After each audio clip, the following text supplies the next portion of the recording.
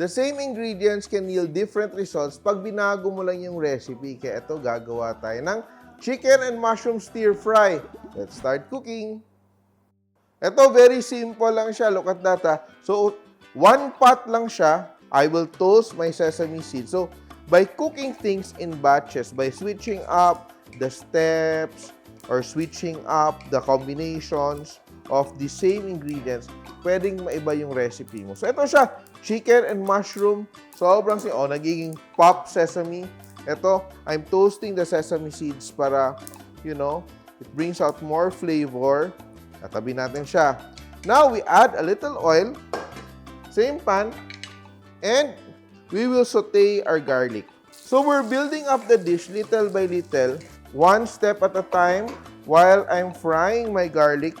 Aking chicken cut into small pieces, diced. I will just season with salt, pepper.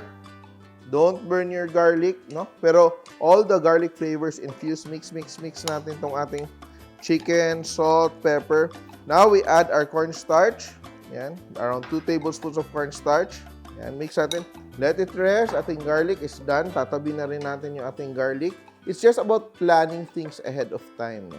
So ito, meron tayong toasted garlic. Diba? So, meron na tayong 2 elements for garnish.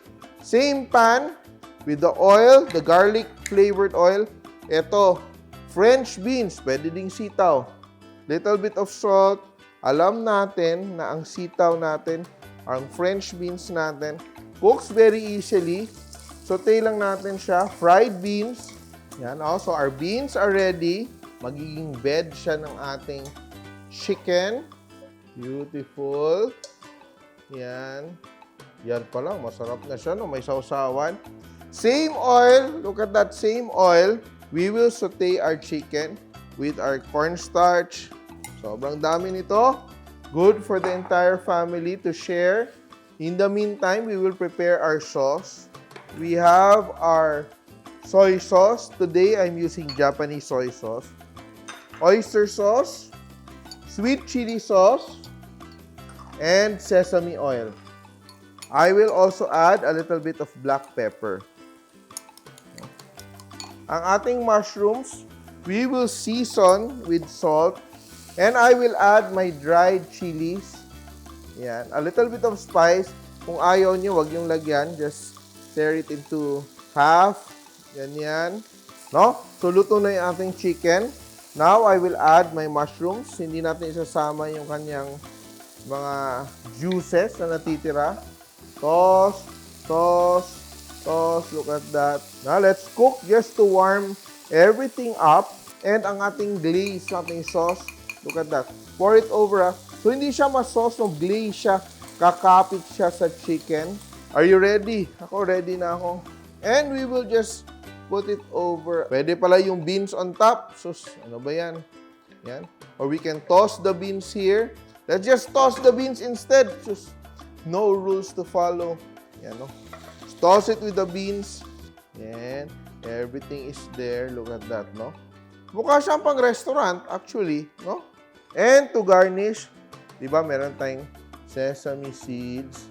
Di ba, akala mo, ang daming preparation, no? Wala kang mga ingredients na mahirap hanapin.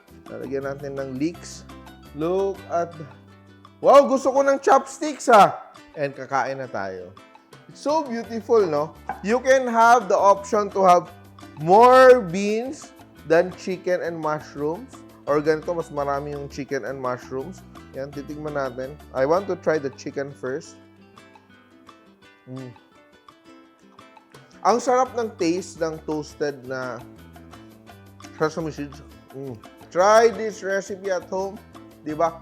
Konting laro-laro with the same ingredients. Maiba na yung ulam natin. Ang ating chicken and mushroom stir fry. Simple!